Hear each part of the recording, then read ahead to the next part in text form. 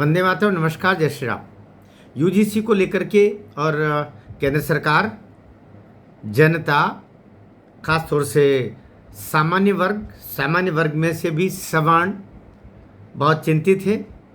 जितने चिंतित सवर्ण जातियों का तबका है, उतना ही चिंतित केंद्र सरकार का और सरकार का पूरा एक सिस्टम भी उतना ही चिंतित है। उतने ही चिंतित भारतीय जनता पार्टी के सभी कार्यकर्ता, नेता नीचे से ऊपर तक परेशान हैं कि आखिर होगा तो क्या होगा। आप सब जानते हैं 13 जनवरी 2026 को विश्वविद्यालय अनुदान आयोग ने एक गाइडलाइन जारी की, जिसके तहत कॉलेजेस और विश्वविद्यालयों में, देश भर के कॉलेजेस और विश्वविद्यालयों में जो विद्यार्थीगण विद्या अध्ययन करते हैं, उसमें सामान्य वर्ग को छोड़ करके जितने भी विद्यार्थी हैं, सामान्यतः सभी एक कैडर में कर दिए गए और सामान्य वर्ग को उससे बाहर कर दिया गया। कुल मिलाकर के ये रहा, अर्थात उसमें SC, ST, OBC, दिव्यांग, महिलाएं, ये सबको एक वर्ग रखा कि इनके ऊपर अगर कोई भी प्रत्यक्ष या अप्रत्यक्ष अपमान, मतलब जब सामने वाले को भी पता नहीं है लेकिन सामने वाला ऐसा समझ ले, कोई SC का, ST का, OBC का, महिला, दिव्यांग, ऐसा सोच ले कि इसने मेरा अपमान किया है। यद्यपि अपमान करने वाले को भी पता नहीं है कि उसने कोई अपमान किया है, उसका इंटेंशन था कि नहीं था, ये महत्वपूर्ण नहीं, लेकिन तब भी अगर सामने वाला कहता है कि नहीं ये इधर से निकला, या कि कोई प्रोफेसर, ये विद्यार्थियों के नहीं प्रोफेसरों पर भी लागू होता है, कोई प्रोफेसर निकला, किसी विद्यार्थी ने उसको नमस्ते किया, प्रोफेसर का ध्यान नहीं रहा और वो दूसरी तरफ अनजाने ही बेचारा निकल गया, और अगर मान लो दुर्भाग्य से वो सवर्ण जाति का था वो प्रोफेसर, और ये इधर से SC, ST, OBC या फिर दिव्यांग या महिला कोई ये कह दे कि इन्होंने मैंने नमस्ते किया, इन्होंने जवाब नहीं दिया, इन्होंने मेरे इस जाति के होने के कारण से ऐसा किया है और इन्होंने मेरा इस तरीके से अपमान किया, यदि सामने वाले ने कुछ किया ही नहीं है, उसको तो बेचारे को पता ही नहीं कि तुमने नमस्ते किया भी है कि नहीं, या कि तुमने नमस्ते न भी किया हो लेकिन तुम ऐसा बोल दो कि तुमने नमस्ते किया, क्योंकि इसमें जो शिकायत करता है वो झूठी भी शिकायत कर दे तो भी उसमें कोई कार्रवाई का प्रावधान नहीं है। सबसे बड़ी दिक्कत की बात यही है कि शिकायतकर्ता अगर सवर्ण विद्यार्थियों की या सवर्ण प्राध्यापकों की या सवर्ण प्राचार्य की या सवर्ण किसी वहाँ के कार्यालय स्टाफ की या किसी की भी वहाँ पर कैंपस में शिकायत कर दे, तो उसको तो कुछ नहीं करना है, बल्कि वो शिकायत करता अपना नाम प्रकट न करके भी शिकायत करे तब भी शिकायत मंजूर होगी ऑनलाइन। तो इतनी गजब की ये गाइडलाइन निकाली कि जिसको बोलना चाहिए कि अंधी बहरी जो कोई कमेटी होगी वो भी ऐसा शायद ना करती। और उसमें कहने को कितने 31 संसद सदस्य, 31, उसमें 16 भारतीय जनता पार्टी के और बड़े बड़े दिग्गज और साइन कर रहे सब अपने, और देखा ही नहीं कि इसमें लिखा क्या है, तो लिखा क्या है, लेकिन वो हो गया, वो गाइडलाइन गई। और गाइडलाइन जब इस तरीके से आई तो बहुत मसना ही था। ये विपक्षियों को पता था, उसमें जो 14-15 जो विपक्ष के सांसद थे, तय बात है उनको तो पता होगा ही से कि इसका बाउंडर होना है। भाजपा के लोगों को जरूर पता नहीं होगा कि इनका बाउंडर होगा कि नहीं होगा, क्योंकि उन्होंने तो सहज बच्चों का मामला है, साइन किया है। हाँ, अब इसका एक पक्ष और आप जानते हैं, सबसे बड़ा पक्ष क्या है इसका? सबसे बड़ा पक्ष क्या है कि रोहित वेमुला करके जो OBC का लड़का था, जिसने अपने आप को बल्कि उसने दलित का लाभ लेकर के, और वो हैदराबाद विश्वविद्यालय में जो अब तेलंगाना में है, वो वहाँ पर उसका सारा लाभ लेकर के और PhD स्कॉलर बन गया। और जब PhD स्कॉलर विश्वविद्यालय में सब सारे लाभ लेकर दलित का कर रहा, तब लोगों ने शिकायत की कि ये दलित नहीं है, ये OBC है। तब राहुल गांधी से लेकर सब वहाँ पहुँच गए कि अरे दलित के साथ ऐसा हो रहा, दलित के साथ ऐसा हो रहा, लेकिन वहाँ की पुलिस की सब जांच निकाली गई थी, ये दलित है ही नहीं, ये OBC था।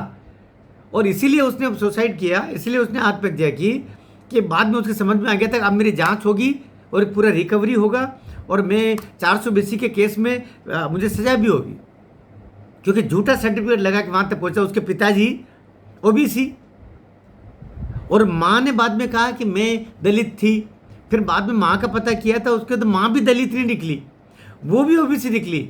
तो उसने फिर बोला नहीं, मुझे जिन्होंने पाल पोस के बड़ा किया वो दलित थे।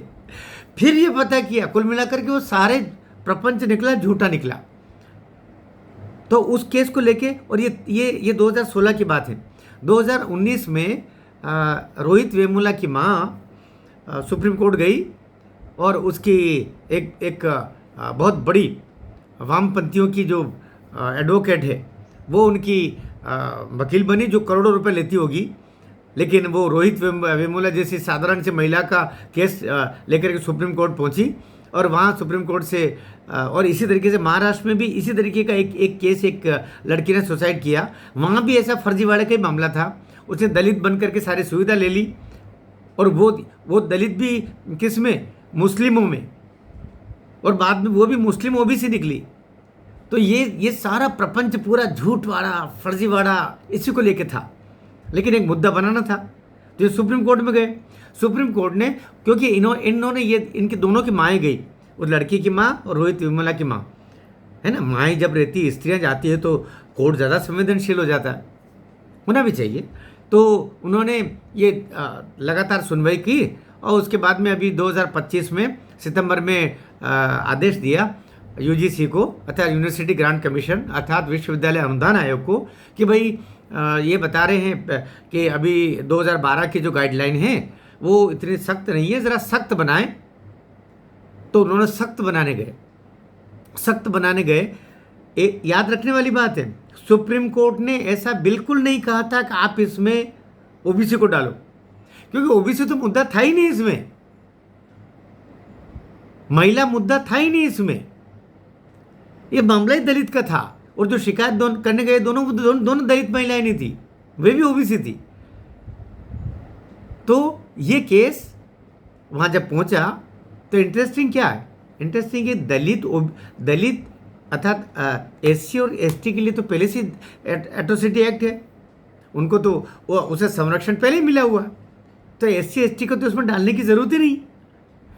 पहली बात तो एससी एसटी को इस समिति में के लिए जो इसकी जो पूरी तरीके से हर समय सक्रिय रहने वाली समानता बरतने वाली जो समिति है उसमें डालने की इसलिए ज़रूरत नहीं क्योंकि एट्रोसिटी एक्ट पहले से है ना।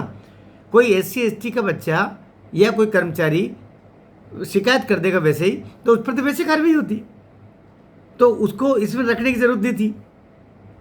सुप्रीम कोर्ट का भी ये मत तो नहीं था, तो फिर क्या था। अच्छा, इसी तरीके से महिलाओं के लिए अलग से एक समिति प्रत्येक कॉलेज और प्रत्येक यूनिवर्सिटी में महिलाओं की रक्षा के लिए, महिलाओं के मान उनके सब वो भी गोपनीय रखा जाता है। तो महिलाओं के लिए पहले से, एससी एसटी के लिए पहले से कानून है, एट्रोसिटी एक्ट है, हर कॉलेज में वो लागू ही होता है, पहले से लागू होता है। दिव्यांगों को, महिलाओं को रखना चाहिए था, महिलाओं की इससे ज़रूरत नहीं, हाँ केवल दिव्यांग। तो दिव्यांग के स्थान पर वहाँ पर सीधी बात थी कि सुप्रीम कोर्ट ने कहा था कि भाई इसमें कोई किसी का अपमान न करे और सबके बीच में समानता का व्यवहार रहे, तो सारे विद्यार्थियों का लेते आप, बात ही खत्म होती। अभी जितने आंदोलन हो रहे वो किस लिए हो रहे, भाई सारे बच्चों को रखो ना आप इसमें। किसी भी बच्चे का अपमान होता है और वो शिकायत सही पाई जाती है तो कार्रवाई होगी।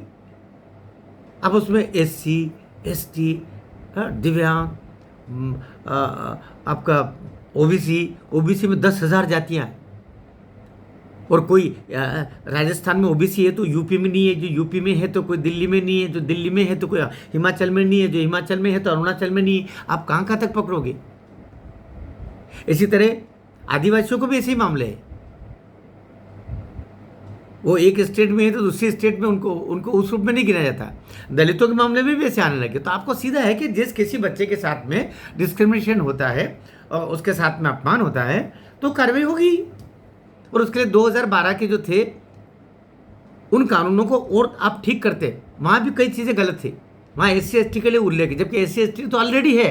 फिर मैं कह रहा हूँ उसके लिए तो एट्रोसिटी एक्ट है ना।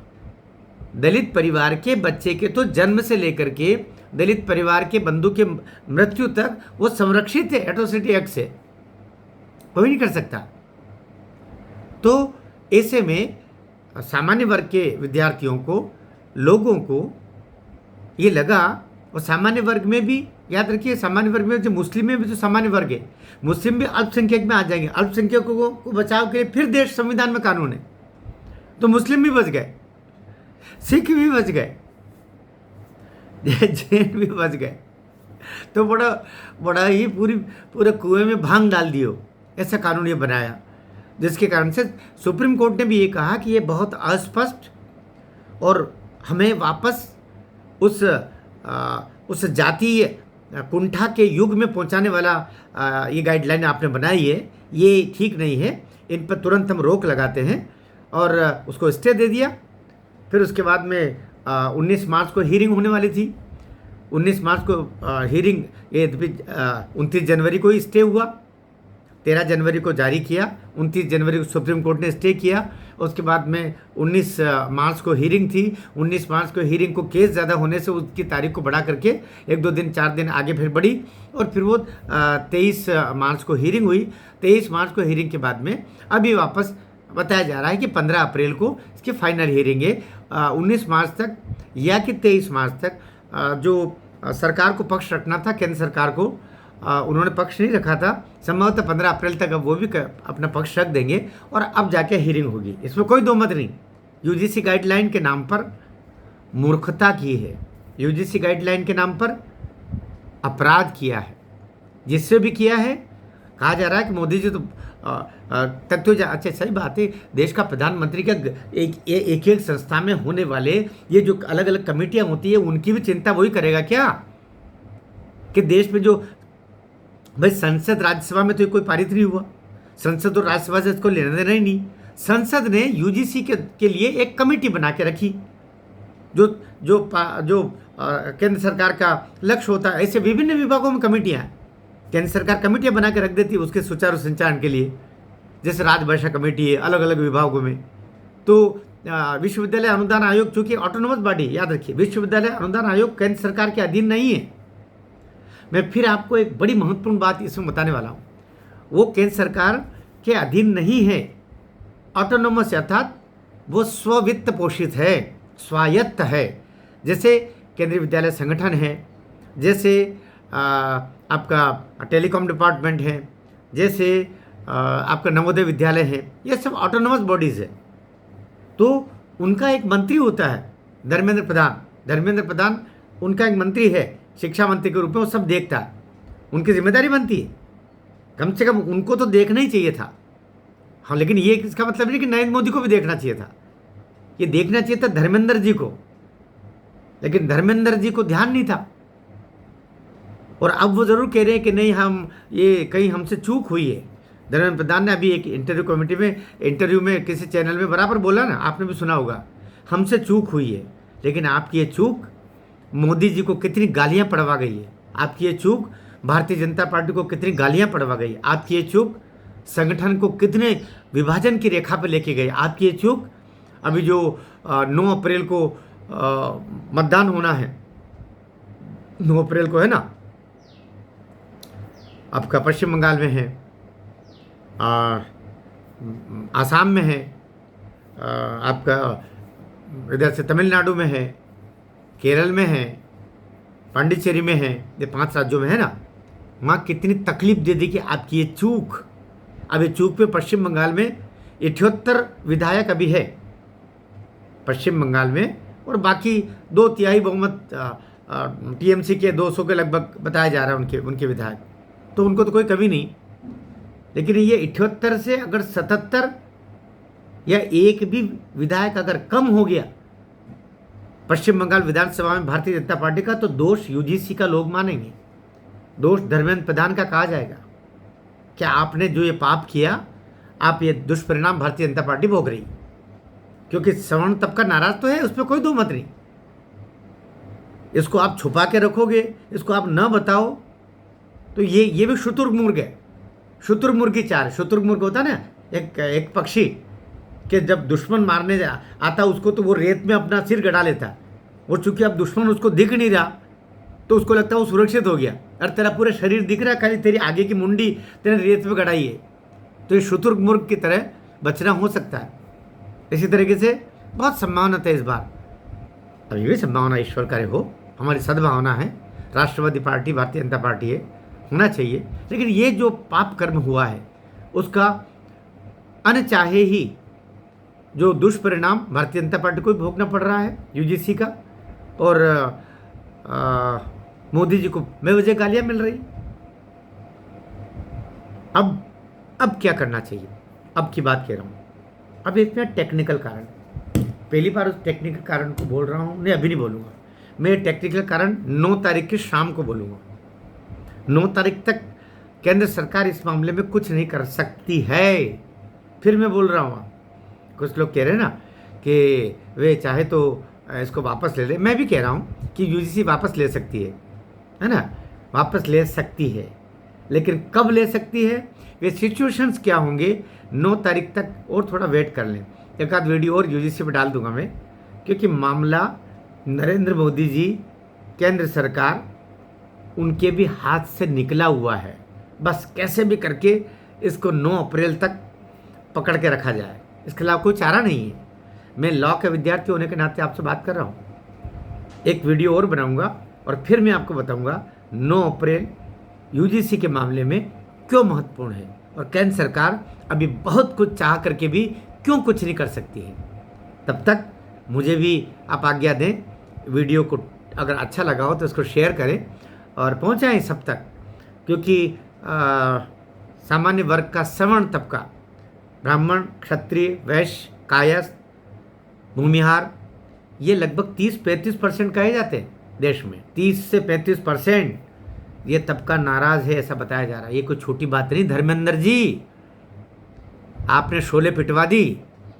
कितना बढ़िया माहौल चल रहा था, हैं, कितना बढ़िया माहौल चल रहा था।